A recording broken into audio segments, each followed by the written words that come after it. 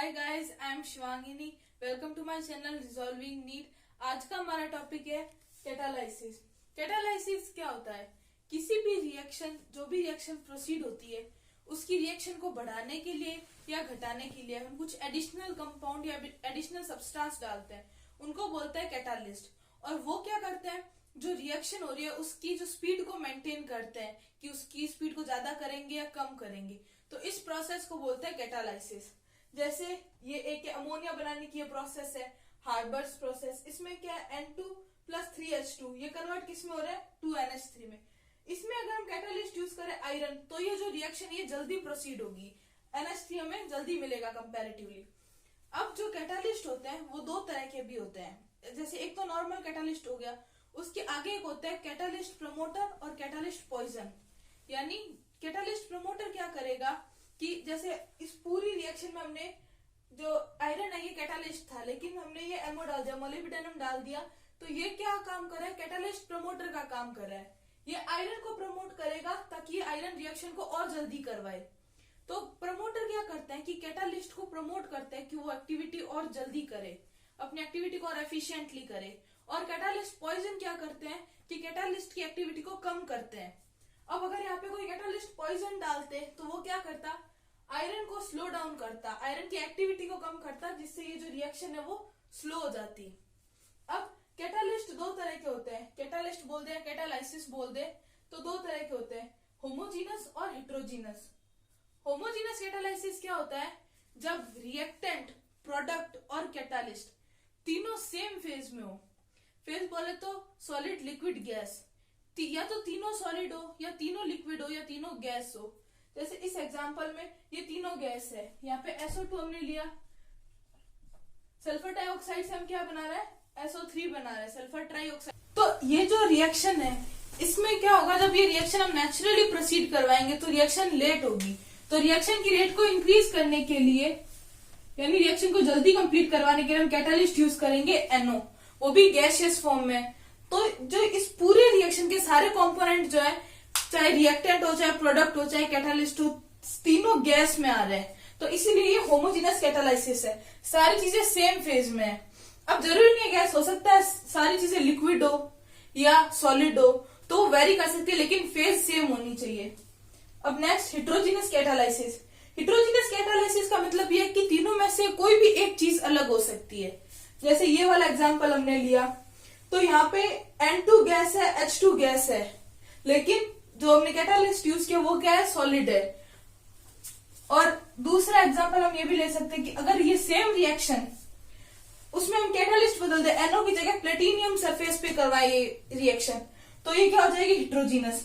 इसमें same SO2 gas है, O2 gas है, SO3 गैस है, तीनों चीजें सेम है, लेकिन एक कैटालिस्ट बदला तो इस रिएक्शन का टाइप बदल गया। ये होमोजीनस कैटालाइसिस ना होके हेट्रोजीनस कैटालाइसिस हो गया।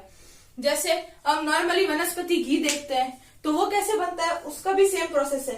जो वेजिटेबल ऑयल होता है वो किस फेज में, लिक्विड, उसका हाइड्रोजनेशन करते हैं, यानी उसमें हाइड्रोजन जोड़ते हैं, तो हाइड्रोजन यानी H2 गैस फॉर्म में। अब इसमें कैटालिस्ट यूज करते हैं निकल, जो कि सॉलिड है, और उससे क्या मिलता है, वेजिटेबल घी, वो भी सॉलिड फेज में। तो इसमें एक चीज लिक्विड है, दो सॉलिड है और एक गैस है, तो सारी चीजें सेम फेज में नहीं, अलग अलग फेज में। तो होमोजीनस कैटालाइसिस वो हो गया जिसमें सारी चीजें सेम फेज में हो, और हेट्रोजीनस में सारी चीजें अलग अलग फेज। तो नेक्स्ट हम बात करेंगे adsorption theory of heterogeneous catalysis. तो इसमें क्या होता है, पहली बात हमें हेडिंग के नाम से पता चल रहा है कि यहाँ पे कैटालाइसिस कौन सा होगा, हेट्रोजीनस होगा। तो अब वो कैसे होगा, इसमें इस प्रोसेस में हम क्या करते हैं कि कैटालिस्ट को रिएक्शन में डालते नहीं है, बल्कि कैटालिस्ट की सरफेस पे रिएक्शन को करवाते हैं। तो ये कैटालिस्ट की कोई सरफेस है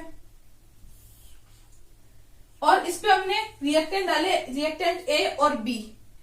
तो क्या होगा कि ये जो सरफेस है ये इन दोनों को एड्सॉर्ब कर लेगी। तो A और B यहाँ पे अलग अलग थे, इस कैटालिस्ट ने एड्सॉर्ब कर लिया, तो यहाँ पे बॉन्ड बन गया। फिर इसमें क्या होता है, एक इंटरमीडिएट स्टेज बनती है, उसमें ये A और B आपस में बॉन्ड बना लेंगे, लेकिन उस कैटालिस्ट से जुड़े हुए रहेंगे। फिर जैसे इंटरमीडिएट स्टेज टूटेगी तो कैटालिस्ट अलग हो जाएगा और A और B आपस में चिपक जाएंगे, इनका बॉन्ड बन जाएगा। तो बेसिकली ये जो सारी रिएक्शन ये एड्सॉर्प्शन पर बेस है। एंजाइम की सरफेस पे रिएक्टेंट आके चिपकेंगे अलग अलग, और उन दोनों का आपस में बॉन्ड बनेगा, और जुड़े हुए किससे रहेंगे, वो कैटालिस्ट से, तो वो हो गई इंटरमीडिएट स्टेज। जैसे इंटरमीडिएट स्टेज टूटेगी तो हमें हमारा प्रोडक्ट मिल जाएगा AB, और जो एंजाइम है या जो कैटालिस्ट है तो वो जैसा था वैसा अपने इनिशियल रूप में वापस हमें मिल जाएगा, इसमें कोई चेंज नहीं होगा। जैसे हमने एड्सॉर्प्शन थ्योरी पढ़ी, वैसे ही एक और तरह का कैटालाइसिस होता है शेप सेलेक्टिव कैटालाइसिस, जिसमें मेनली क्या होते हैं, जियोलाइट्स यूज होते हैं। अब जियोलाइट्स क्या होते हैं, जियोलाइट्स होते हैं एल्यूमिना सिलिकेट्स होते हैं, यानी ये कंपाउंड होते हैं जिसमें एल्यूमिनियम और सिलिकॉन के बने होते हैं। अब ये इसकी रिपीटेटिव यूनिट होगी। इसका जो फ्रेमवर्क है ये 3D होता है, यानी तीनों डायमेंशन में इसके आगे पॉलीमर बनते रहेंगे, तो उस स्ट्रक्चर को बोलते हैं जियोलाइट। और ये शेप सिलेक्टिव कैसे है, जैसे इनमें हनीकॉम लाइक स्ट्रक्चर बनी हुई होती है, जैसे मधुमक्खी का छत्ता होता है उसमें छोटे छोटे होल्स होते हैं, वैसे ही इसमें छोटे छोटे होल्स रहते हैं जियोलाइट्स में।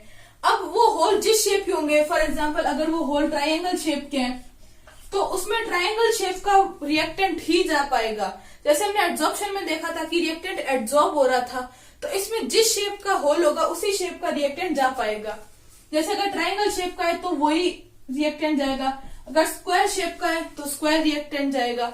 तो वैसे ही ये शेप्स हाईली शेप सिलेक्टिव होते हैं। ये कहाँ यूज होता है, widely use in petrochemical industries. जो पेट्रोकेमिकल इंडस्ट्रीज होती है उसमें मेनली जियोलाइट्स यूज होते हैं। एक बहुत इंपॉर्टेंट जियोलाइट होता है पेट्रोलियम इंडस्ट्री का, जिसको बोलते हैं ZSM-5। ये पेट्रोलियम इंडस्ट्री में बहुत वाइडली यूज होता है। नेक्स्ट हम बात करेंगे एंजाइम कैटालाइसिस की। एंजाइम कैटालाइसिस क्या होता है कि कैटालाइसिस थ्रू एंजाइम। अब एंजाइम हम कहाँ पढ़ते हैं, बायो में पढ़ते हैं एंजाइम, तो इसको बायोकेमिकल कैटालाइसिस भी बोलते हैं, क्योंकि ये ऑलमोस्ट बायो में ही यूज होते हैं सारे एंजाइम। जैसे पहला है इन्वर्टेज। इन्वर्टेज क्या करता है, केन शुगर जो होती है उसको कन्वर्ट करता है ग्लूकोज और फ्रक्टोज में। वैसे ही जाइमेज एंजाइम जो है वो ग्लूकोज को आगे कन्वर्ट करता है एथिल अल्कोहल और CO2 में। डायटेज एंजाइम स्टार्च को माल्टोज में कन्वर्ट करता है, और माल्टेज इस माल्टोज को वापस ग्लूकोज में कन्वर्ट करता है। और जो पेप्सिन होता है वो प्रोटीन्स को कन्वर्ट करता है पेप्टाइड्स में।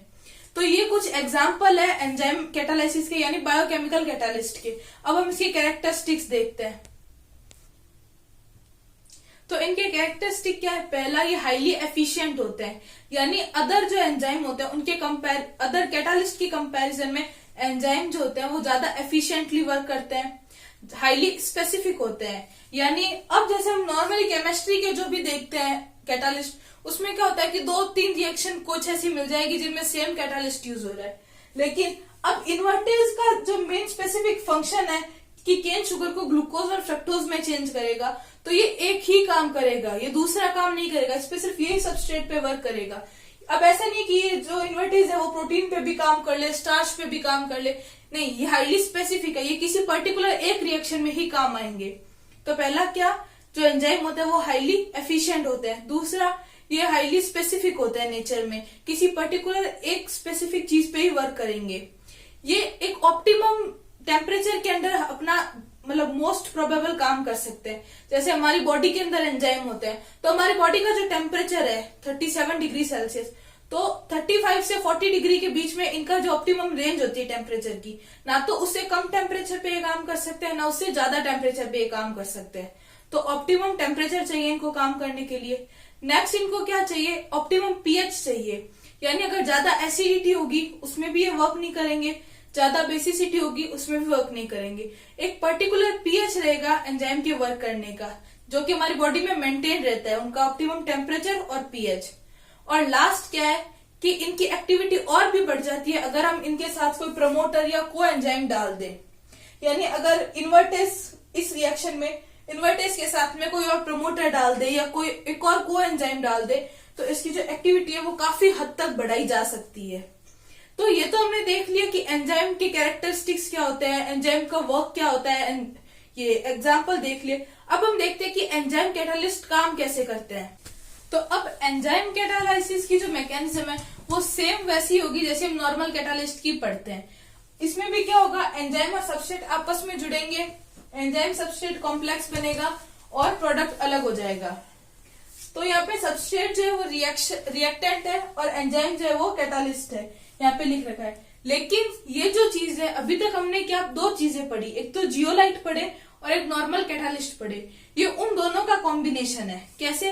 इसकी जो वर्क करने की जो तरीका है, प्रोसेस है, वो तो सारा कैसा है, एड्सॉर्प्शन कैटालाइसिस वाला, लेकिन ये शेप सेलेक्टिव भी है।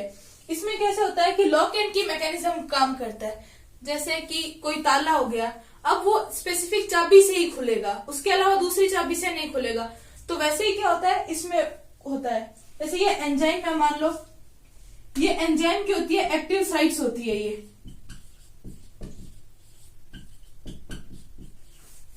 यहाँ पे सबस्ट्रेट यानी रिएक्टेंट आके जुड़ता है, तो उससे ये एंजाइम सबस्ट्रेट कॉम्प्लेक्स, या जिसको हम ईएस कॉम्प्लेक्स भी बोलते हैं, ये बनता है। अब ये जो प्रोसेस है ये रिवर्सिबल है। अब इस स्टेज में आने के बाद में ये रिएक्शन इधर भी प्रोसीड कर सकती है और वापस इससे एंजाइम और सबस्ट्रेट अलग अलग भी हो सकते हैं। ये जो रिवर्सिबल साइन है ये यहाँ पे शो कर रहा है कि ये चीज अनस्टेबल है। ये जो कॉम्प्लेक्स बनता है ईएस कॉम्प्लेक्स, ये अनस्टेबल कॉम्प्लेक्स है, ये स्टेबल नहीं है। तो उसे ये कॉम्प्लेक्स बना, अब क्या होगा, दोनों प्रोडक्ट अलग अलग हो जाएंगे। ये इतना यहाँ से दोनों का टूट गया, जो सबस्ट्रेट था वो टूट गया, अब दोनों प्रोडक्ट अलग अलग हो गए।